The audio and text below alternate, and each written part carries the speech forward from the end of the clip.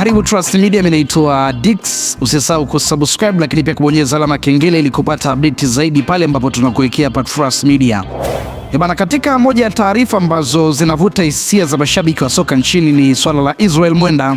Ameondoka Yanga baada ya kipindi chake cha kuitumikia klabu hiyo na sasa amerejea Singida Black Stars. Hata hivyo, katika kipindi chake akiwa Yanga, ushindani mkubwa wa nafasi ulipelekea kushindwa kupata nafasi dakika nyingi za kucheza kama ambavyo mashabiki wengi walitarajia.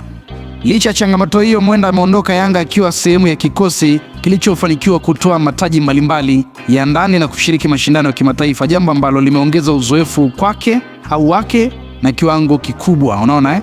Lakini kwa upande wa Singida Black Stars, kurejea kwa Mwenda ni habari njema sana. Klabu hiyo inaendelea kujijenga kwa lengo la kuwa miongoni mwa timu ambazo zinashindana katika nafasi za juu za ligi kuu ya Tanzania bara, na kuongeza wachezaji wenye uzoefu kama Mwenda ni hatua muhimu sana katika kufikia malengo hayo. Mashabiki wa Singida Black Stars wanaamini kuwa Mwenda ataleta utulivu zaidi katika safu ya ulinzi pamoja na kuongeza nguvu kwenye mashambulizi kupitia upande wa kulia.